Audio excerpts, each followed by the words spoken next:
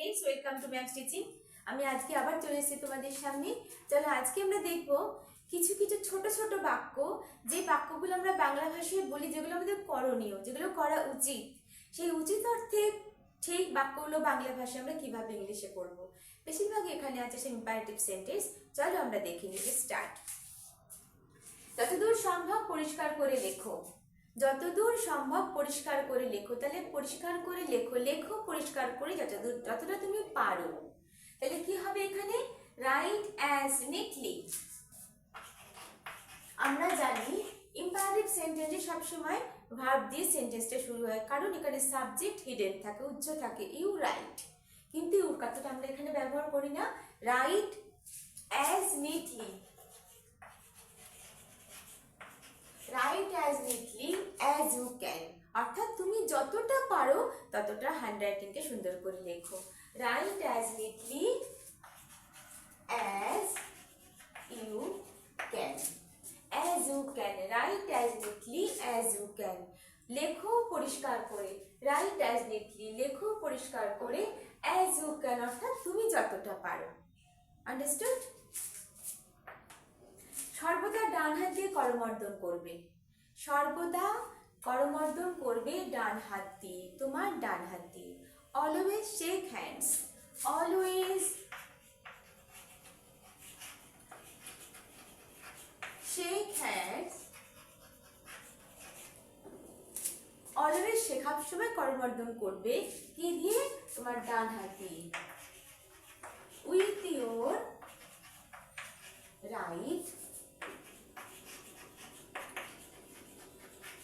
hand, with your right hand, always shake hands with your right hand। তার মানে এগুলো আমাদের করা উচিত।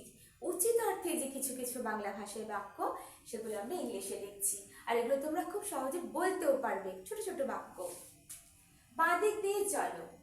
আমরা বলি না, আমাদের চলার সময় রাস্তা যে ট্রাফিক রেড রোড রুলস থাকে, আমরা কিভাবে করি? আমরা বাঁ দিক দিয়ে যাই, সবসময় আমরা কিন্তু বাঁ দিক দিয়ে যাই। তাহলে এটা কিভাবে লিখবো? or walk or keep to the left, keep to the left। ঠিক আছে, বাদিক অথবা walk to the left, walk to the left অথবা keep to the left, বাদিক দিয়ে চলো।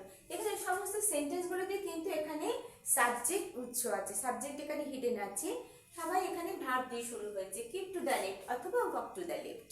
আন্ডারস্টুড? নেক্সট দেখো, পরিশ্রম করার অভ্যাস করো। পরিশ্রম করার অভ্যাস করো, এখানে হতে পারে আমরা একটা লিখতে পারি বি হার্ড ওয়ার্কিং। খুব সহজে আমরা লিখতে পারি এই কথাটা, অর্থাৎ পরিশ্রমী হও,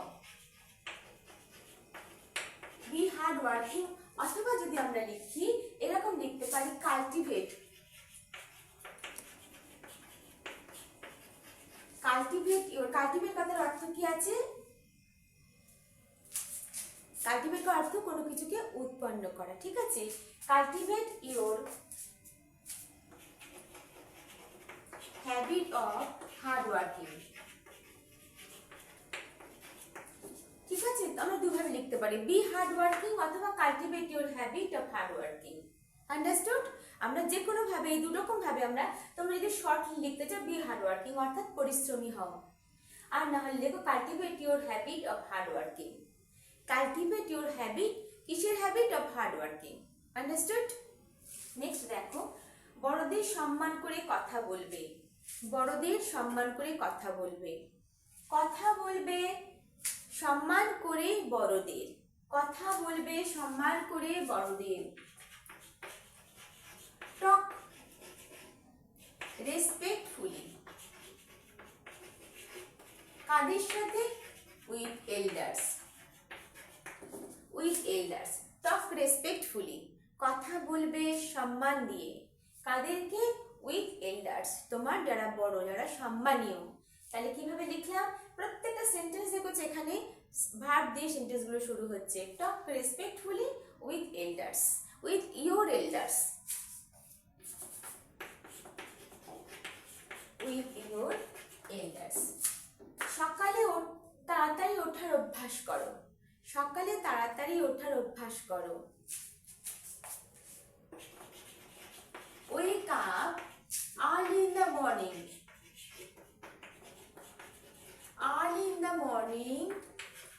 habitually.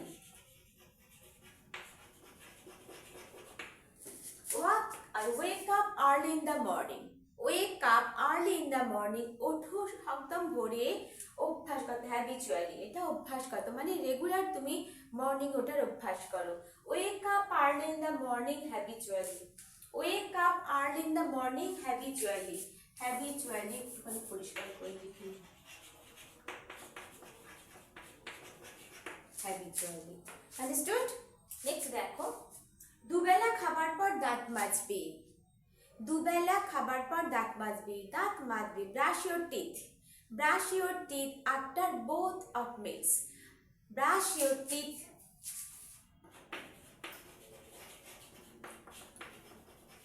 brush your teeth after both the meals. After both the meals, brush your teeth. Brush your teeth. তোমার দাঁত মাজবে কখন? আফটার বোথ দ্য মিল, দুবেলা খাবার পর। After to the meals. ঝগড়া মিটিয়ে ফেলো। ঝগড়া মিটিয়ে ফেলো, patch up. Patch up your dispute. Patch up your dispute. ঝগড়া মিটিয়ে ফেলো। মিটিয়ে ফেলো your disputes. ঠিক আছে, আন্ডারস্টুড? নেক্সট দেখো, ভালো করে চিবিয়ে খাও। Chew your food properly.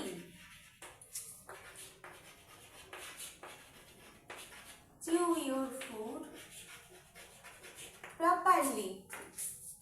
দেখো এখানে কত ছোট ছোট ছোট ছোট বাক্য, আর আমরা ঠিক ততটি আরো সহজভাবে, খুব সহজভাবে পেনলি ইম্পারেটিভ সেন্টেন্স আমরা জানি, খুব সহজে আমরা খুব তাড়াতাড়ি শিখতেও পারি, লিখতেও পারি বা বলতেও পারি। চলো দেখি নেক্সট। সময়কে মান্য করো এবং কাজে মন দাও। সময়কে মান্য করো এবং কাজে মন দাও। বা কি লিখবো এখানে? Be punctual and attentive. Be punctual and attentive, অর্থাৎ সময় ডিসিপ্লিন হও, সময়কে মূল্য দাও, and কাজে মন দাও, and attentive. আন্ডারস্টুড? তাহলে আমরা কি দেখলাম আজকে? অনেক ছোট ছোট ছোট ছোট আমরা বাক্য দেখলাম যেগুলো আমাদের করা উচিত, যেগুলো আমাদের প্রতিনিয়ত মানা উচিত বা করা উচিত। সেই ধরনের বাংলা বাক্যগুলো আমরা কিভাবে ইংলিশে লিখব ইম্পারেটিভ সেন্টেন্সে, সেটা আমরা দেখে নিলাম। আশা করি তোমরা ভিডিওটা পুরো দেখবে, আর অবশ্যই যদি ভালো লাগে লাইক একটা করো। Tata, by.